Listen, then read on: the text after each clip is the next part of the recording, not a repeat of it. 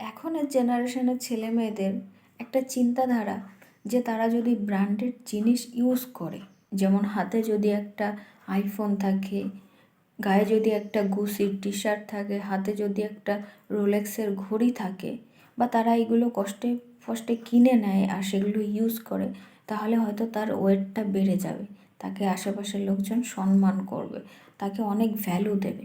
আসলে কি এটা ঠিক? একটা জিনিস দেখো, যে যদি কোনো একটা মানুষ মদ খেয়ে তোমার পাশে এসে দাঁড়ায়, তাহলে কিন্তু যে মদ খায় সেও বুঝতে পারবে, আর যে মদ খায় না সেও বুঝতে পারবে। তার মানে কিন্তু এটা নয় যে সবাই মদ খায় বলেই মদের গন্ধটা সে চেনে, আর তার মানে এটাও না যে সে মদ কখনো খায়নি তাই চেনে। আসলে ব্যাপারটা এরকম না। আসলে ব্যাপারটা হচ্ছে যে যে মানুষটা মদ খায় সে মদের সঙ্গে অনেক বছরের তার একটা সম্পর্ক আছে। সে জানে যে মদের গন্ধটা কেমন, তাই সে চেনে, সে যে ব্র্যান্ডেরই খাক না কেন। আর যে মানুষটা মদ খায় না সেও একটা গন্ধ বুঝতে পারে, দুর্গন্ধ, তার কিন্তু ব্র্যান্ড জানা নেই যে সে কোন ব্র্যান্ডের মদ খেয়েছে, কিন্তু তার বোঝা যায় যে সে একটা মদ খেয়ে এসছে, যার থেকে তার বডি থেকে মুখ থেকে একটা মদের গন্ধ আসছে, একটা বাজে গন্ধ আসছে, তাই দুজনেই বুঝতে পারে। এবার সেই রকমই আমাদের যখন হাতে একটা ফোন থাকবে 1.5 লাখের, তখন আমাদের পুরো বডি ল্যাঙ্গুয়েজ, এমনকি আমাদের মুখের যে ল্যাঙ্গুয়েজ সেটা, আর আমাদের কথাবার্তার যে ওয়েটটা, সেই ওয়েটটাও যখন আমরা গিয়ে একটা সাধারণ মানুষের পাশে দাঁড়াবো, সেই মানুষটাও বুঝতে পারবে। এবার সেই মানুষটা বুঝতে পারবে যে এই আমারই মতন একজন, আমারই মতন উপার্জন করে, আমারই মতন শিক্ষিত, কিন্তু সে কষ্টে হয়তো এই ফোনটা কিনেছে কিংবা এই ঘড়িটা কিনেছে, তাই তার কাছে আপনার কোনো ভ্যালু থাকবে না। সে জানবে সে একটা মজা, হয়তো আপনার সামনে বলবে না, কিন্তু সে আপনার খিল্লি করে চলে যাবে, মজা উড়িয়ে চলে যাবে যে বড় এসেছে একজন বড়লোক দেখানোর মানুষ। আর এই কাজটাই যখন আপনি সত্যি সত্যি একজন শিক্ষিত বা ভদ্র মানুষ বা ধনী মানুষের কাছে গিয়ে দাঁড়াবেন, সেই ধনী মানুষটাও কিন্তু এক ঝলক আপনার পা থেকে মাথা পর্যন্ত দেখে আপনাকে সার্চ করে নেবে যে এ কি সিরিয়াসলি ধনী মানুষ, শিক্ষিত মানুষ, নাকি দেখাচ্ছে, শো আপ করছে।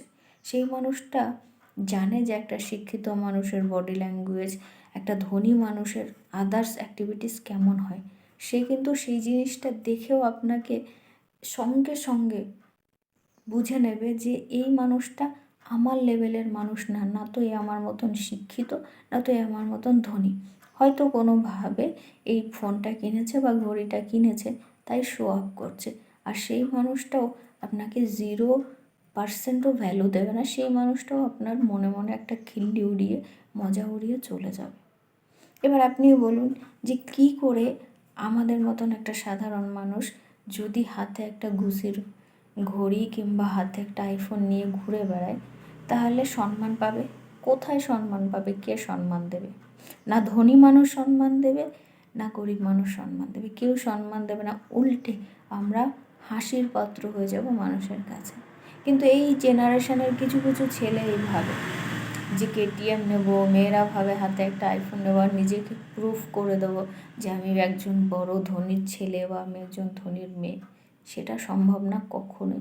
এই জিনিসগুলো মাথায় রেখো, নিজেকে সবসময় হাসির খোরাক বানাতে যেও না সবার কাছে। তোমার শিক্ষা কতটুকু, তোমার প্রফেশনাল কতটুকু, সবটুকু। আর সব থেকে বড়, তুমি যখন আয়নার সামনে দাঁড়াবে তখন তুমি জানো যে তুমি সেই তুমি কিন্তু না যেটা তুমি দেখাতে চাইছো দুনিয়াকে। যখন আমি নিজেকে নিজের সামনে সেই আমি পুরনো আমিই পাবো, তাহলে কি দরকার সমাজের সামনে আমাকে নতুন করে প্রুফ করার। যেমন ব্লেজার, একটা ব্লেজারের দাম মিনিমাম 35,000 টাকা আছে, সব থেকে লোয়েস্ট। তো একটা ব্লেজার কেনার ক্ষমতা কিন্তু একটা চাষিরও আছে, কিন্তু সেটা পরার যোগ্যতা কিন্তু সবার নেই। একটা চাষি যদি একটা OnePlus-এর 35,000 টাকার ফোন ইউজ করতে পারে বা ছেলে মেয়েকে কিনে দিতে পারে 1.5 লাখ টাকার বাইক, তাহলে কিন্তু সেই চাষি ওই 35,000 টাকার ব্লেজার কিনে একদম ভালোভাবে পরতে পারে। কিন্তু সে পরে না, সে কেনে না। তার কারণ কি? তার কারণ এইটাই যে সে জানে যে এটা পরার আমার যোগ্যতা নেই। এটাই হচ্ছে রিজন। তো এই যে মানুষগুলো এই চিন্তাধারায় ঘোরো না যে আমার ব্র্যান্ডেড হাতে জিনিস রেখে ঘুরতে হবে তাহলে দুনিয়া আমাকে সম্মান করবে, ভ্যালু দেবে, সেটা একদম ভুল। কখনোই তোমাকে ভ্যালু দেবে না, কখনোই সম্মান করবে না, উল্টে তুমি সবার কাছে হাসির পাত্র হয়ে যাবে। তাই এই মেন্টালিটিগুলো এই দিকে কাজে না লাগিয়ে এই টাকাগুলো তোমার নিজের ভবিষ্যতের ফিউচার সেভিং করো, তাহলে সব থেকে বেটার হবে।